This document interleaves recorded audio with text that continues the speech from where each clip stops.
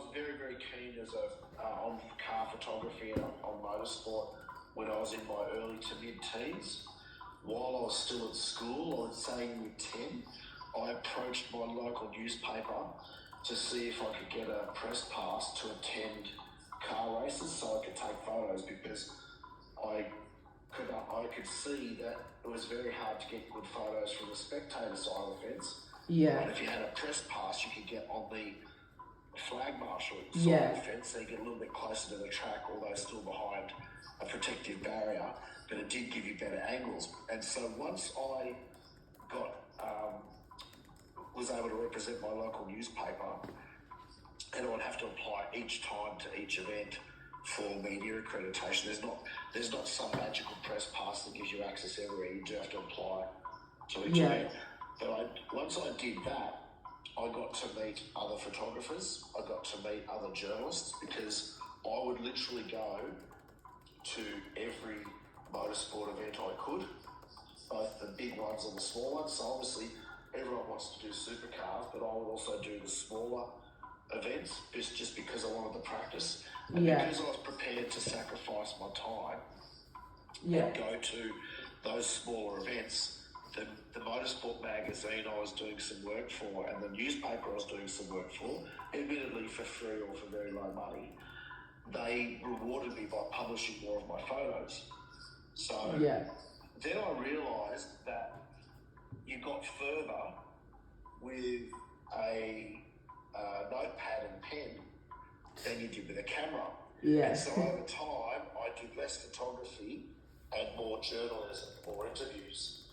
And again, I did this for the local paper, it was for zero money.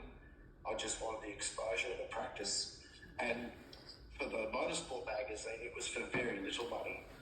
And while I agree that, while I believe everyone should be paid a fair amount of money for a fair day's work, at that very, very early stage of my career, when I was living at home with my parents, when I still had no bills to handle, that's when I invented the phrase, you need to be prepared to be exploited in order to exploit the opportunities. So that meant the magazines were paying me like $8 a photo and, 5 cents a word, when the going rate is obviously much higher than that. But I was out there, I was living and breathing the experience, I was making contacts, and then sure enough, I did that for a couple of years, and then eventually a full-time job came up at one of the motorsport magazines and offered me a job as a junior cadet journalist.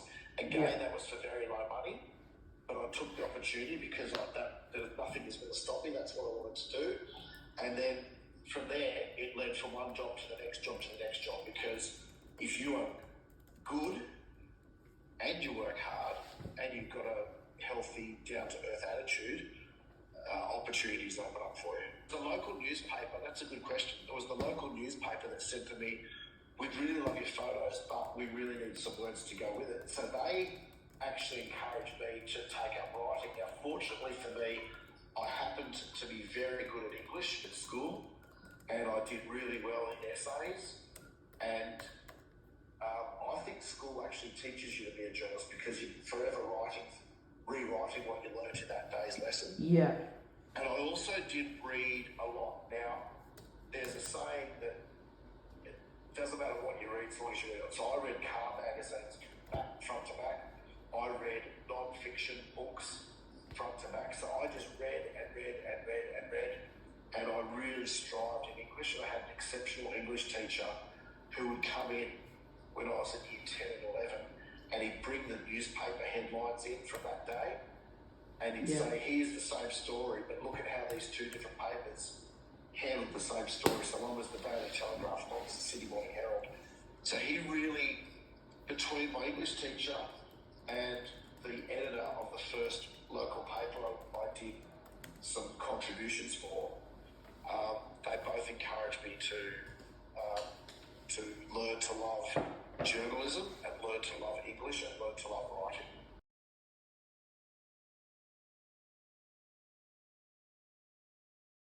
I think that I was very lucky. Between going from a community paper to getting to review cars, I was very, very lucky that incredibly gifted and exceptional journalists who were at the time at the top of their game, and they also honed my craft. They also taught me the art of the importance of a very succinct first sentence. Some call it tabloid style. The biggest mistake journalists make, or people who want to be journalists make, the biggest mistake they make is they think the story's about them. It's not about them. The story is about the story. And the other big mistake people make, it's very easy to write a feature. So here's an example, right? A feature writer would start a story like this. I walked into the room, the window was open and I could see the curtain blowing in the breeze. I look across and I saw drips of blood on the floor, and beside it was the body of a woman. Yeah. Right? That's how a news writer would say a woman was killed in a cottage in the Blue Mountains yesterday. Police were alerted to the house after that.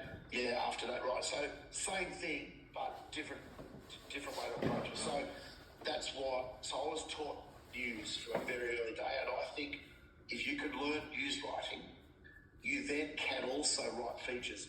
But it is very hard to go from features to news. We've had journalists who've earned high distinctions in feature writing and colour writing and creative writing who have not been able to structure a news sentence. I wouldn't have believed it if it didn't see it with my own eyes. So that's that. How do you go to reviewing cars? Well, that doesn't happen straight away. You need to go and, as I said before, be prepared to be exploited in order to exploit the opportunities. That means doing the shit jobs, going to all the car races that people don't want to cover, covering the events that people don't want to cover. And every time you are out there, and it's actually better to go to cover an event where there's no PR people, because you have to go and find the news yourself. Whereas as you get closer and closer to mainstream media, and as you get closer and closer to car reviewing, you then start to become subject to PR people feeding you handout material, and that's not journalism. That's just them feeding the chooks. So being prepared to roll up my sleeves and go to events where there were no PR people, where you had to find out news by talking to competitors, by talking to event organisers, by talking to other industry contacts. That's how you learn to write news. And so eventually people go, gee, that guy's pretty good. Look what he can do writing news and features without any sort of PR-fed bullshit. So you want to be a self-starter. Yeah. And then they say, oh, would you like to come and review this car?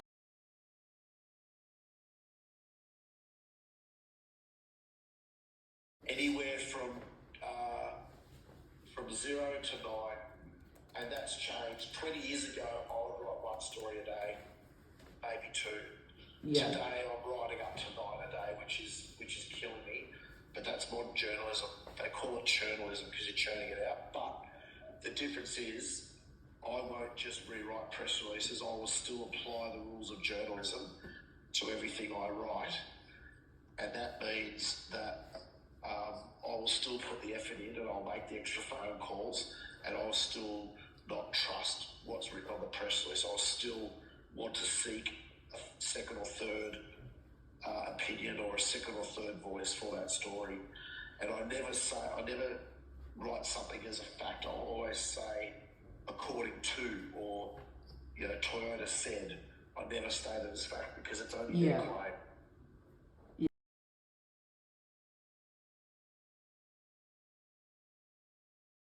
So we get to drive on racetracks often because racetracks are a safe environment to test high-performance cars. Yeah. It's going to sound like a cliche, but I can't narrow it to one. But the best cars, plural, that I've driven include the Bugatti Veyron, which at the time was the world's fastest car. Yeah. Capable of 407 kilometres an hour. I did 300 and something. Porsche 911 Turbo, I did 325 kilometres an hour in that. Yeah. And then a Lamborghini, any Lamborghini is a pretty good car.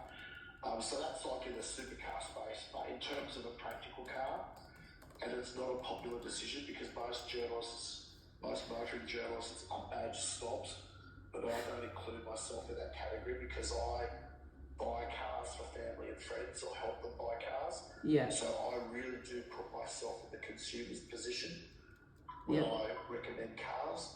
And so in the affordable scale, it's Toyota all day long. Oh. They're just, I drive 200 cars a year without exaggeration. I drive 50 cars in 1 week when we do drive car year testing. I just drove 6 cars in the last 2 days in Japan. So we are driving cars all the time. Yeah. And the cars that have the least glitches and the best quality and the best reliability is Toyota.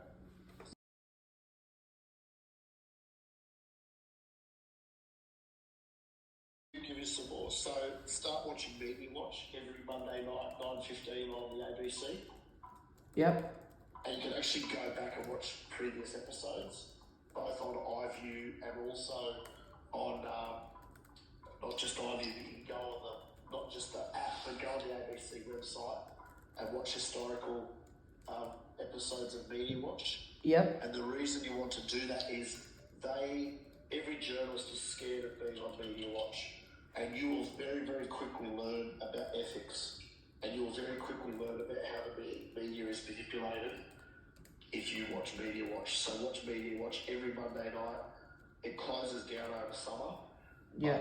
Go back and only 15 minutes, but just watch. That's first one. Yeah. Second is read a lot. I would encourage you to read us every day if you want to be a car journalist. And go to drive.com.au/news. Yep. And read particularly those 4 bylines I told you. Yep. Third thing, listen to radio. Listen to 2GB or ABC, whatever your preference is. Listen to their news bulletins. Listen how succinctly they get complex subjects out in 30 seconds or 3 minutes.